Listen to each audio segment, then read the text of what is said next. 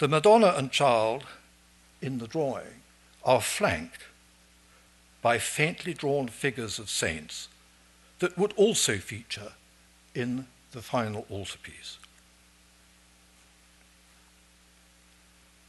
With the sheet turned anti-clockwise by 90 degrees, a more Raphaelesque solution for the mother and child group was explored in the Uffizi drawing, but this time with the head of the Christ child tilted to the right and his right arm angled back. In this respect, the Christ child anticipates his painted counterpart in the Madonna di San Simone, more closely even than the abandoned solution showing him suckling his mother. Another sheet in the Uffizi is drawn with 4 more studies for the Madonna and the Christ child for the San Simone altarpiece. In all 4, the child is held in affectionate proximity to his mother's side, while with his head resting against hers. The solution of the 2 heads touching was not developed in either the composition of the Madonna di San Simone or the Madonna reading, although the position of the infant's legs, especially in the largest study in the lower right, has resonances in the latter.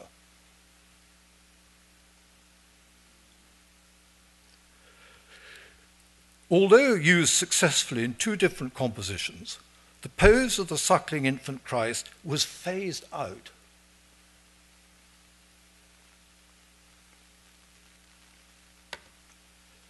But that is not quite the end of the story.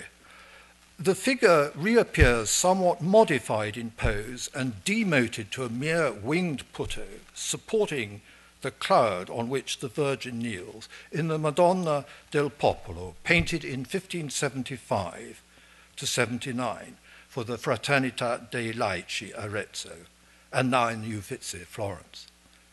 The angel has the unique distinction among all the figures in the altarpiece, including many companion winged putti, of exposing its bare bottom to the spectator, the only novel element in a much recycled pose.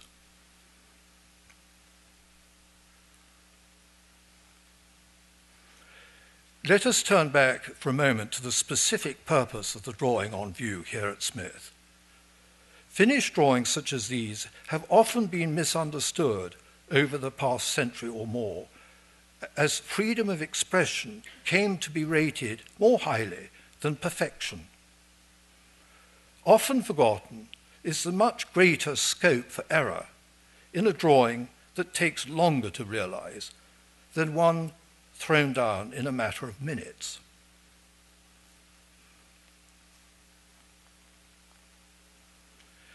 It is worth pausing to consider the critical history of this by now well-known Barocci drawing in the British Museum, sadly somewhat abraded. As I don't need to point out, it is Barocci's reduced replica made after his own Madonna del Gatto in the National Gallery. Once more, we meet our friend, the suckling Christ child, the exact equivalent in reverse of the Christ child in our composition, but created some 7 years later.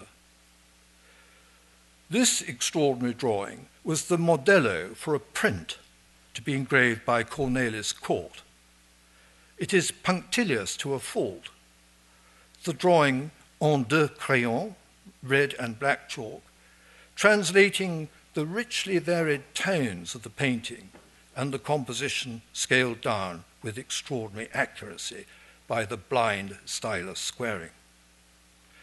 In spite of the distinguished provenance of the British Museum drawing, Everard Jabach, probably Pierre Crozat, and others, during the 40 years or so of its life spent at the National Gallery in London from 1954 to 1994, before its transfer to the British Museum, it was rated a copy, which of course it is, but by Barocci himself.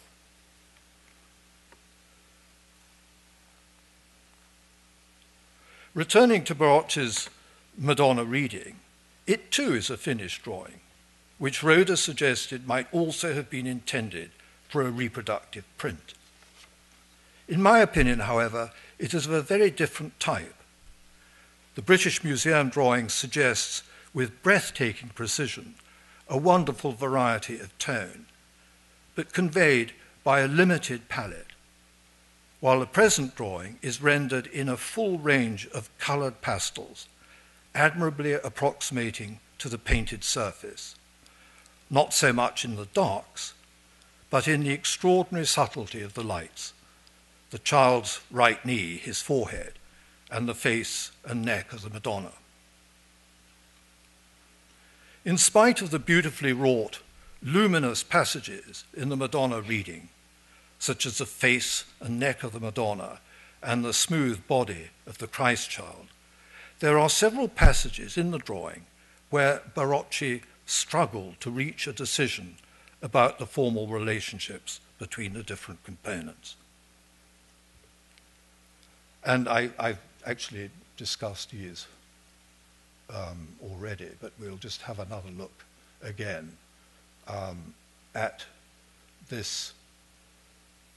these passages where the reiteration of the line here in the ankle, up at the side, shows that this was very much a working drawing as well as being a finished, in inverted commas, cartoon.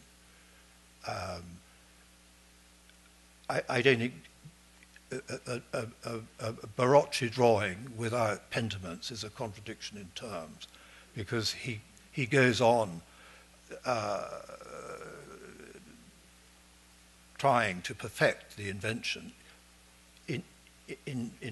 on the canvas in paint. There is always this worrying, just fiddling around with the invention. Here again, as we've discussed, the crooked little finger, but also the passages around the wrist in this sleeve here. And interestingly, we have here a drawing, which is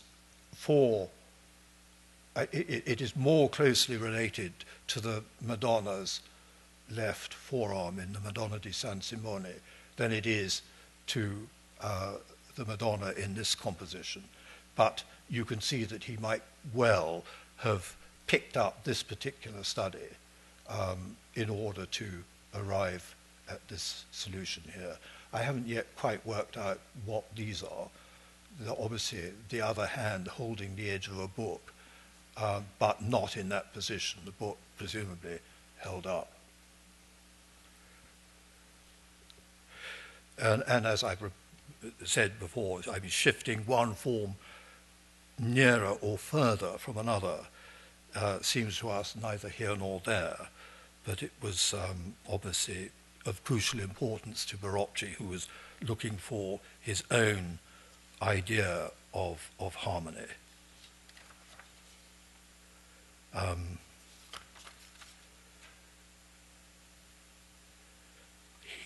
He was obviously a great perfectionist and was constantly in search for this perfection. The title of this lecture contains the phrase, "Revealing the Mind of Barocci." Even if the above analysis of the drawing hints at a lack of balance, insanity even, his scrupulous working procedure is unmistakable, and I can think of no other artist who used drawing in such a distinctive way.